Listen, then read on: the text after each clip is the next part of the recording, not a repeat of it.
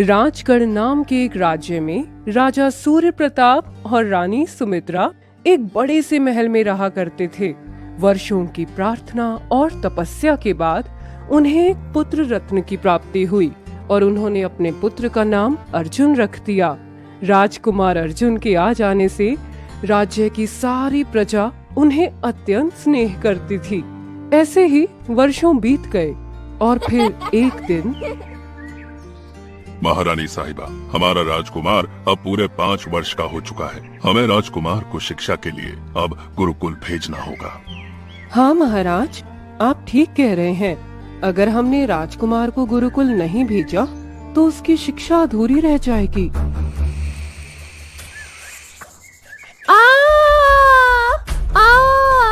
माँ, पिताजी, जल्दी आइए। अर्जुन की आवाज सुनकर राजा और रानी उसके पास दौड़े चले आते हैं। हे भगवान, हमारे बच्चे को तो जहरीले सांप ने डस लिया। अब क्या होगा? नहीं, ये नहीं हो सकता। महाराज, जल्दी वैद्य जी को बुलाइए, वरना सांप का जहर हमारे बच्चे के पूरे शरीर पर चढ़ जाएगा। सिपाहियों, जल्दी वैद्य जी को बुलाओ। राजकुमार अर्जुन के इलाज के लिए तुरंत वैद्य जी को बुलाया जाता है, लेकिन राजकुमार अर्जुन अब बेहोश हो चुका था।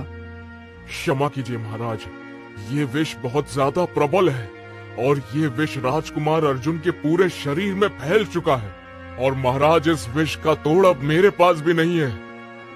क्या राज्य में कोई ऐसा वैद्य नहीं है जो हमारे पुत्र को बचा सके? और तभी राजा सूर्य प्रताप अपने 2 सैनिकों को अपने पास बुलाते हैं और कहते हैं, सैनिकों, सारे राज्य में यह ऐलान करा दो कि जो भी व्यक्ति मेरे राजकुमार अर्जुन के विष का तोड़ बताएगा, हम उसको 1000 स्वर्ण मुद्राएं उपहार में देंगे। सुनो सुनो सुनो, जो भी व्यक्ति राजकुमार के विष का तोड़ बताएगा, महाराज सूर्य प्रताप उनको 1000 स्वर्ण मुद्राएं उपहार में देंगे। सुनो सुनो सुनो। ये खबर सारे राज्य में फैल जाती है और फिर राजा के महल में एक ऋषि मुनि का आगमन होता है।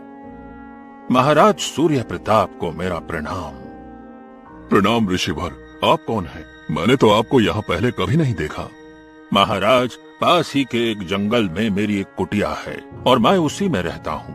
मुझे पता चला कि राजकुमार अर्जुन को किसी सांप ने डस लिया है, तो मैं यहाँ दौड़ा चला आया। हाँ ऋषिवर, मेरे बच्चे को जहरीले सांप ने डस लिया है। क्या आपके पास इस सांप के विष का कोई उपाय है?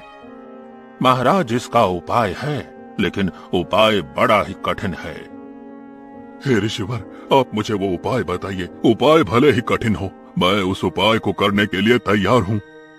महाराज, आपके बच्चे को जिस सांप ने काटा है उसका विष बहुत ही ज्यादा प्रबल है और उस विष का तोड़ एक ही है और वो है अमृत जल। हे ऋषिवर, ये अमृत जल क्या है और ये हमें कैसे और कहाँ मिलेगा? महाराज, यहाँ से 8 मील दूर आपको एक भयानक जंगल दिखाई देगा। उस जंगल में एक गुफा है जिसमें छलदेव रहते हैं, लेकिन ध्यान रहे महाराज, वो छलदेव आपको गुमराह करने की कोशिश करेंगे, लेकिन आप उनकी बातों में मत आइएगा। उसके बाद आपको कुछ दूरी पर एक दानव दिखाई देगा। उस दानव को पराजित करने के बाद वो दानव ही आपको अमृत जल के झरने का मार्ग बताएगा। लेकिन ध्यान रहे महाराज, सूर्यास्त होने से पहले आपको अमृत जल लाना होगा। ठीक है ऋषिवर, मैं सूर्यास्त होने से पहले वो अमृत जल लेकर अवश्य आऊंगा। और फिर राजा सूर्य प्रताप और मंत्री अपने घोड़े पर सवार होकर यात्रा पर जाने की तैयारी करने लगते हैं। महारानी सुमित्रा उन्हें आंसुओं भरी निगाहों से देख रही थी। महारानी साहिबा, आप बिल्कुल भी चिंता मत कीजिए, हम वो अमृत जल लेकर सही सलामत जल्द ही लौट आएंगे। ठीक है महाराज, मैं आपके आने का इंतजार करूंगी। आप दोनों जल्दी लौट आइएगा। और फिर राजा और मंत्री अपने घोड़े पर सवार होकर उस भयानक जंगल की ओर निकल जाते हैं। मंत्री जी, सबसे पहले हमें उस गुफा को ढूंढना होगा जिसके बारे में ऋषिवर ने हमें बताया था। हाँ महाराज, मुझे लगता है कि वह गुफा कहीं आसपास ही है। थोड़ी दूर चलने के बाद राजा और मंत्री को वो गुफा दिखाई देती है। महाराज, यही वह गुफा है, हमें इसके अंदर चलना चाहिए। मंत्री जी सावधान रहिएगा, क्योंकि इस गुफा के अंदर एक छलदेव रहते हैं। और फिर राजा सूर्य प्रताप और मंत्री धीरे धीरे अपने घोड़ों पर सवार होकर उस गुफा के अंदर जाने लगते हैं।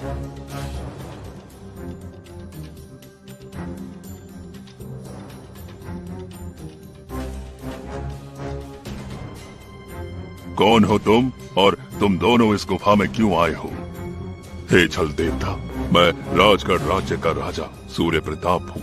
आज मेरे बच्चे को एक जहरीले सांप ने डस लिया है और मैं अमृत जल लेने आया हूँ। कृपया आप हमारे मार्ग से हट जाइए। लेकिन राजन, अमृत जल तो अब खत्म हो गया है, अब आपको अमृत जल नहीं मिल सकता। क्या? अमृत जल खत्म हो गया है? लेकिन कैसे? राजन, अमृत जल तो कोई और व्यक्ति ले गया है। अब अमृत जल आपको नहीं मिल सकता। मैं इसके बदले आपको हीरे जवाहरात, सोना चांदी आदि दे सकता हूँ। नहीं छलदेव, मैं एक राजा हूँ और मुझे सोने चांदी की कोई आवश्यकता नहीं है। मुझे तो केवल अपने बेटे को बचाना है। राजन, अमृत जल के अलावा मैं तुम्हें एक वरदान दे सकता हूँ कि तुम सारे राज्य के सबसे शक्तिशाली राजा बन जाओगे। और रही बात बेटे की, तो तुम्हें ऊपर वाला दूसरा बेटा दे देगा। सोच लो राजन, एक वरदान से तुम सबसे शक्तिशाली राजा बन जाओगे। और तभी मंत्री राजा के कान में कुछ फुसफुसाने लगता है। महाराज, ये छल देव आपको गुमराह करने की कोशिश कर रहे हैं, आप इनकी बातों में मत आइएगा। हे छलदेव, मुझे दूसरा बेटा नहीं चाहिए, मुझे तो केवल मेरे बेटे को ही बचाना है। कृपया करके मुझे आप अमृत जल का रास्ता बता दीजिए। राजन, अगर तुम्हें सच में अमृत जल चाहिए तो तुम्हें अपने प्राण देने होंगे, तभी तुम्हें अमृत जल प्राप्त होगा। महाराज, आप इनकी बातों में मत आइएगा, ये एक प्रकार का छल है। नहीं मंत्री जी, मैं अपने बेटे के लिए कुछ भी कर सकता हूँ। हे छलदेव, मैं अपने प्राण देने के लिए तैयार हूँ। राजा का ये साहस देखकर छलदेव अति प्रसन्न हुए और वो राजा सूर्य प्रताप से कहते हैं, नहीं राजन, मुझे आपके प्राण नहीं चाहिए। मैं तो बस आपकी परीक्षा ले रहा था और आप इस परीक्षा में सफल हुए। अब आप यहाँ से आगे जा सकते हैं। और फिर छलदेव राजा सूर्य प्रताप और मंत्री को गुफा के अंदर जाने की अनुमति दे देते हैं।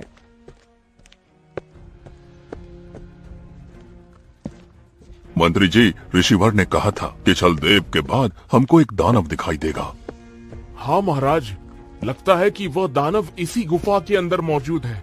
गुफा में थोड़ी दूर चलने के बाद राजा सूर्य प्रताप और मंत्री को एक बहुत बड़ा दानव दिखाई देता है, जिसकी आवाज बहुत ही ज्यादा डरावनी थी।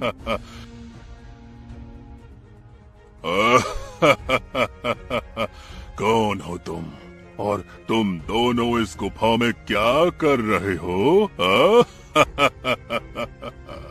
हम राजगढ़ राज्य के राजा सूर्य प्रताप हैं और हम यहाँ पर अमृत जल लेने आए हैं।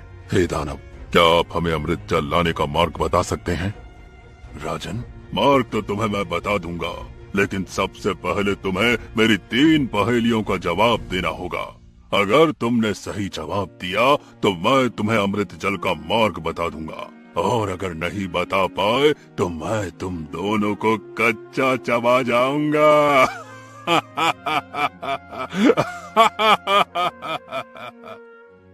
ठीक है दानव, तुम हमसे वो 3 पहेलियां पूछ सकते हो।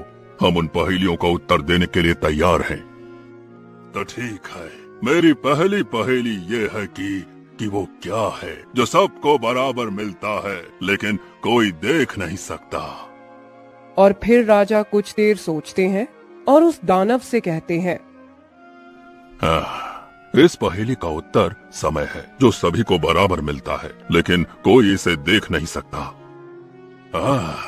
सही जवाब। बहुत ही चतुर दिखाई पड़ते हो राजन, लेकिन तुम मेरी दूसरी पहेली का जवाब नहीं दे पाओगे। अरे पहले पूछो तो, महाराज आपकी हर पहेली का जवाब जानते हैं, समझे?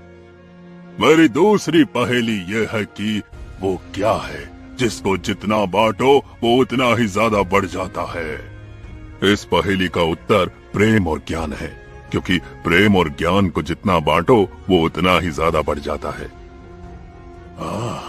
लगता है मुझे आज भूखे पेट ही सोना पड़ेगा। इस राजन को तो हर पहेली का जवाब पता है, अब इससे कोई मुश्किल पहेली पूछनी पड़ेगी। अरे क्या हुआ दानव, क्या सोच में पड़ गए? जल्दी से अपनी तीसरी पहेली पूछो, हमें देर हो रही है। तो ठीक है, मेरी तीसरी पहेली ये है कि बताओ सबसे बड़ा बल क्या है? सबसे बड़ा बल धैर्य है। धैर्य से हम हर मुश्किल का सामना आसानी से कर सकते हैं। धत तेरी की, आज भी मुझे सांप बिच्छू ही खाने पड़ेंगे। सोचा था आज इंसानी मांस खाने को मिलेगा, लेकिन यह तो उल्टा ही हो गया। हे दानव, हमने तुम्हारी तीनों पहेलियों का जवाब दे दिया है, अब हमें जल्दी से अमृत जल का रास्ता बता दो। ठीक है राजन, यहाँ से 1 मील दूर चलने के बाद तुमको एक रहस्यमय दरवाजा दिखाई देगा। तुम उस दरवाजे के पास जाना और वो दरवाजा खुल जाएगा और तुम्हें उसके अंदर एक अमृत जल का झरना दिखाई देगा। ठीक है दानव, आपका बहुत बहुत धन्यवाद, अब हमें आज्ञा दीजिए। लेकिन ध्यान रहे राजन, वो दरवाजा केवल 5 मिनट के लिए ही खुलता है। 5 मिनट के बाद वो दरवाजा फिर से बंद हो जाएगा। तुम्हें 5 मिनट के अंदर वो अमृत जल लेकर बाहर आना है, वरना तुम हमेशा के लिए उसी में कैद हो जाओगे। ठीक है दानव, मैं समझ गया, अब हमें वहाँ जाने की आज्ञा दीजिए। लगभग 1 मील दूर चलने के बाद राजा सूर्य प्रताप और मंत्री उस दरवाजे के पास पहुंच जाते हैं।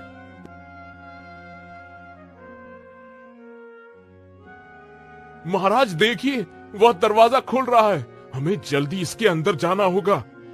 हाँ मंत्री जी, आप ठीक कहते हैं, चलिए इस दरवाजे के अंदर चलते हैं। जैसे ही राजा सूर्य प्रताप और मंत्री उस दरवाजे के अंदर जाते हैं, तभी उन्हें एक अमृत जल का झरना दिखाई देता है। उन्होंने देखा कि हर तरफ हरियाली छाई हुई है। झरने का पानी एकदम नीले रंग के जैसे साफ था। महाराज ज्यादा विलंब न कीजिए, जल्दी से एक शीशी में अमृत जल भर लीजिए, वरना वो दरवाजा बंद हो जाएगा। आप ठीक कहते हैं मंत्री जी, आप यहीं रुकिए, मैं अभी एक शीशी में अमृत जल भर कर लाता हूँ। और फिर राजा तुरंत ही एक शीशी में अमृत जल भर लेते हैं और फिर दोनों बिना किसी देरी के उस दरवाजे के बाहर आ जाते हैं।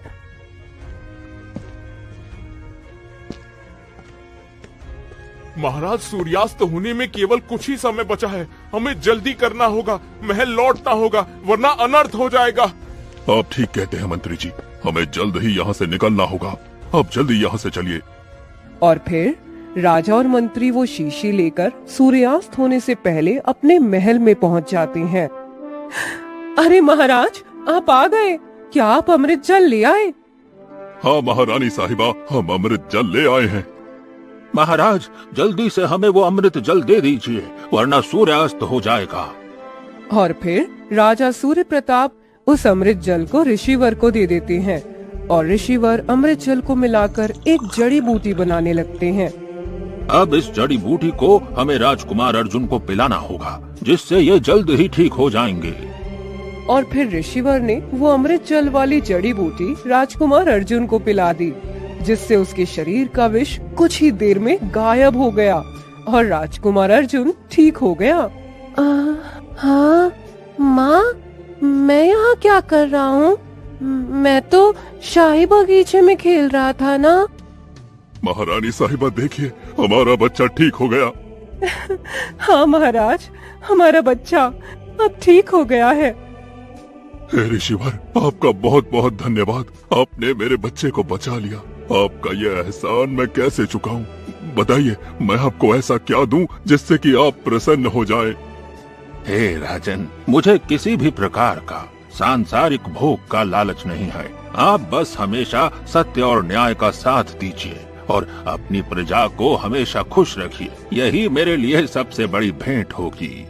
इस प्रकार राजा सूर्य प्रताप ने अपने साहस, बुद्धि और अपने प्रेम के सहारे राजकुमार अर्जुन को एक नया जीवन प्रदान